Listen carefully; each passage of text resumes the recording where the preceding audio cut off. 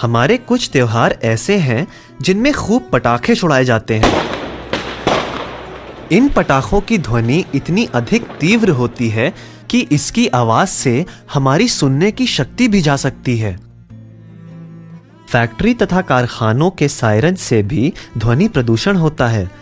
इसके अतिरिक्त विभिन्न समारोहों में डीजे आदि ध्वनि प्रदूषण उत्पन्न करने में मुख्य भूमिका निभाते हैं। ध्वनि प्रदूषण हमारे कान को किस तरह हानि पहुंचाता है, यह जानने के लिए कान की संरचना को समझना बहुत आवश्यक है। कान को 3 भागों में विभक्त कर सकते हैं: बाह्य कर्ण, मध्य कर्ण व अंतःकरण। वायु के माध्यम से कंपन द्वारा ध्वनि बाह्य कर्ण से होती हुई मध्य कर्ण तक पहुंचती है। मध्य कर्ण में ही कान का पर्दा होता है। ध्वनि के पहुंचते ही कान के पर्दे में कंपन उत्पन्न होने लगते हैं। यह कंपन अंतःकरण तक पहुंचते हैं। अंतःकरण में कुछ संवेदी तंतु होते हैं जिन्हें हम सेंसरी हेयर्स कहते हैं। यही सेंसरी हेयर्स इस ध्वनि तरंग को मस्तिष्क तक पहुंचाते हैं। तब मस्तिष्क ध्वनि को पहचानता है। ध्वनि प्रदूषण इन्हीं सेंसरी हेयर्स की कोशिकाओं को क्षति पहुंचाता है, जिससे सुनने की शक्ति का ह्रास होने लगता है। ध्वनि प्रदूषण न केवल हमारी सुनने की शक्ति का ह्रास करता है, बल्कि हृदय संबंधी रोगों को भी जन्म देता है। अधिक शोर के कारण हमारा रक्तचाप यानी ब्लड प्रेशर बढ़ सकता है, जो हमारे हृदय के लिए घातक हो सकता है। अत्यधिक शोर हमारी नींद को भी प्रभावित करता है। रात में हमें ठीक से नींद नहीं आती, जिससे मानसिक तनाव व चिड़चिड़ापन भी आ जाता है। बच्चों का पढ़ाई में मन नहीं लगता। ध्वनि प्रदूषण के दुष्प्रभाव से याद करने की क्षमता भी कम हो जाती है। ध्वनि प्रदूषण के स्रोतों के बारे में तो जानकारी प्राप्त कर ली, अब यह जानना भी बहुत आवश्यक है कि ध्वनि प्रदूषण हमें किस तरह प्रभावित करता है।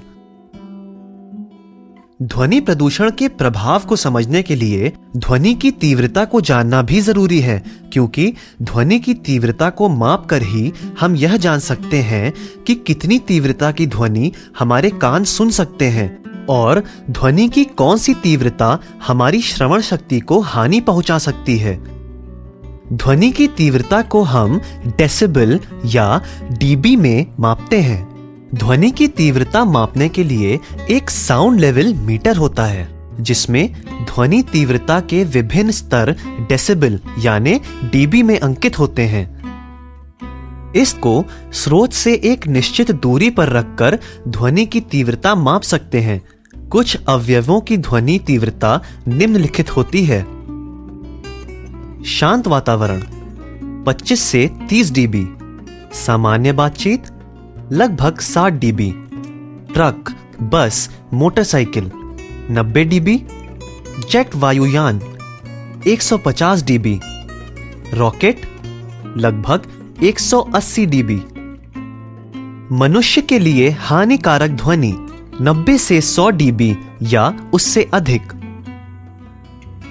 ध्वनि प्रदूषण के दुष्प्रभावों को ध्यान में रखते हुए इसको रोकने के लिए हमें कुछ उपाय करने पड़ेंगे।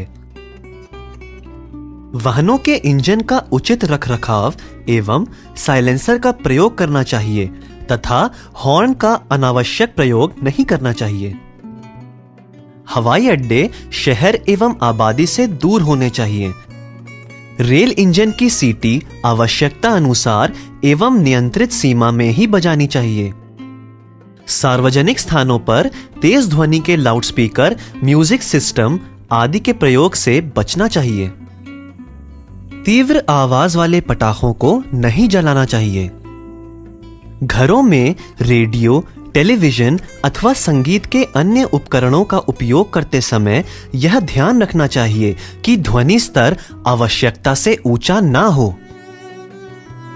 जहां शोर से बचना संभव ना हो, वहां कान में रुई के प्लग लगाकर ध्वनि की तीव्रता को 40 से 50 डीबी कम किया जा सकता है।